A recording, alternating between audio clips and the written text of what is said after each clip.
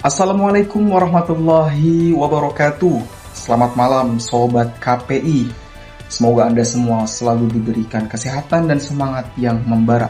Senang sekali saya dapat kembali menyapa Anda dalam program Kampus News edisi petang hari ini, yang siap menghadirkan beragam informasi penting, aktual, dan tentunya faktual seputar dunia kampus. Bersama saya Muhammad Iksanul Fikri, inilah Kampus News selengkapnya.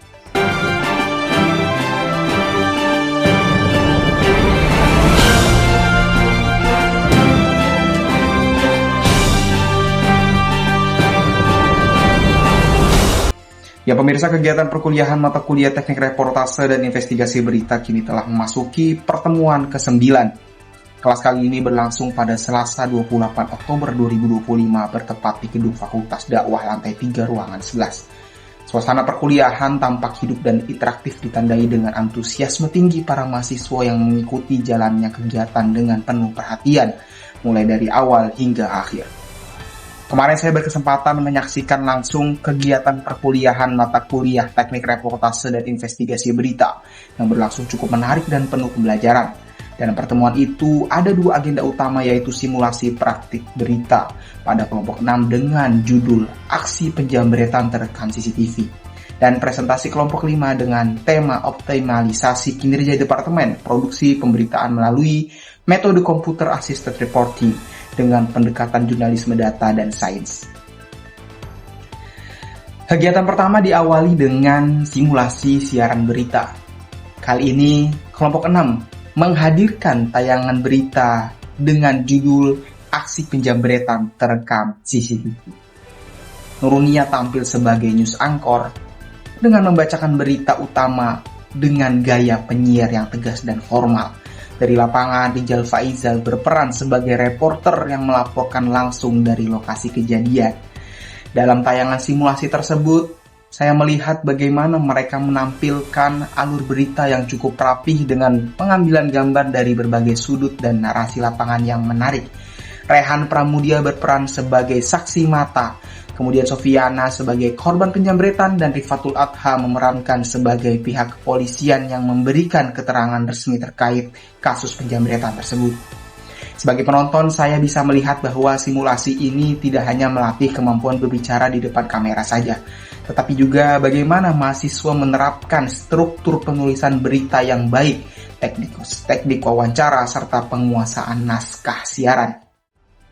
Setelah simulasi tersebut selesai, selanjutnya adalah evaluasi dan masukan dari teman-teman serta dan dosen.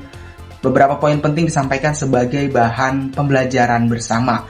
Adnan Mahbubi menjadi salah satu yang pertama untuk memberikan tanggapan.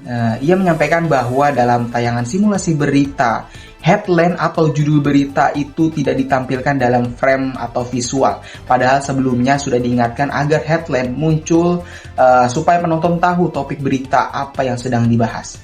Dan menurut Adnan, hal itu sangat penting untuk memberikan konteks dan daya tarik visual bagi penonton. Kemudian Zikra menambahkan kritik mengenai pembawaan reporter yang dinilai terlalu terburu-buru saat menyampaikan laporan langsung dari lapangan. Menurutnya reporter sebaiknya berbicara dengan tempo yang lebih tenang supaya pesan berita tersampaikan dengan jelas dan mudah dipahami. Sementara itu, Pak Adi selaku dosen pengampu mata kuliah memberikan apresiasi dan dukungan juga terhadap usaha dan hasil karya kelompok 6 tersebut. Beliau mengatakan bahwa secara umum teknis dan output karya sudah baik sekali, namun masih ada beberapa aspek yang perlu diperhatikan. Beliau menyarankan agar dalam proses produksi selanjutnya mahasiswa bisa memperhatikan layout dan tampilan visual dengan menggunakan green screen agar hasil dan tayangan terlihat lebih profesional. Kemudian prompter yang digunakan oleh news anchor juga perlu diperhatikan agar posisinya jangan terlalu terbawah, harus sejajar dengan kamera supaya pandangan pembawa berita tetap fokus dan tidak terlihat membaca. Kemudian Pak Adi juga menutup dengan pesan bahwa simulasi seperti ini sangat penting untuk melatih kesiapan mahasiswa dalam dunia karya jurnalistik yang sesungguhnya. Usai simulasi selesai, kegiatan dilanjutkan dengan presentasi akademik dari kelompok 5. Nurul Fadiah bertugas sebagai moderator, sedangkan para pemateri adalah Siti Nur Alisa, Nurunia, Faikoh Amalia, dan Fadil Gibran Permana. memaparkan hasil kajian mereka yang berjudul Optimalisasi Kinerja Departemen Produksi Pemberitaan melalui metode Computer Assisted Reporting dengan pemberitaan jurnalisme data dan sains.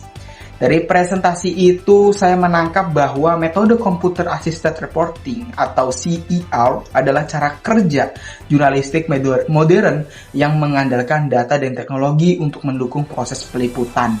Para pemateri menjelaskan bahwa jurnalis masa kini perlu mampu membaca dan menganalisis data, bukan sekedar menulis berita dengan cepat.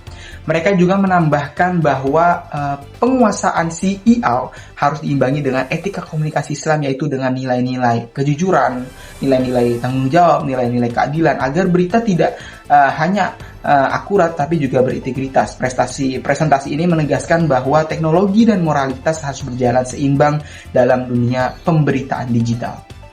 Ya, dari seluruh rangkaian kegiatan kemarin saya merasa banyak hal yang bisa dipelajari, mulai dari bagaimana menyusun naskah berita yang baik, membangun kerja tim redaksi, sampai memperhatikan detail teknis yang sering luput seperti headline, tempo bicara, dan tampilan visual. Simulasi dan presentasi ini membuktikan bahwa dunia jurnalistik bukan hanya tentang berbicara di depan kamera, tetapi juga tentang perencanaan, penelitian, dan tanggung jawab. Saya pribadi merasa kegiatan seperti ini sangat bermanfaat untuk membangun profesionalisme sejak dini sebagai calon jurnalis muda masa depan. Ya pemirsa, demikianlah rangkaian informasi yang telah kami sajikan dalam edisi Kampus News petang ini. Semoga berita yang kami hadirkan dapat menambah wawasan serta semangat baru bagi Anda semua. Saya Muhammad Iksanul Fikri mengucapkan terima kasih atas perhatian dan kebersamaan Anda. Wassalamualaikum warahmatullahi wabarakatuh dan sampai jumpa pada edisi berikutnya. Tetap semangat dan terus pantau informasi dan menarik seputar dunia kampus hanya di Kampus News.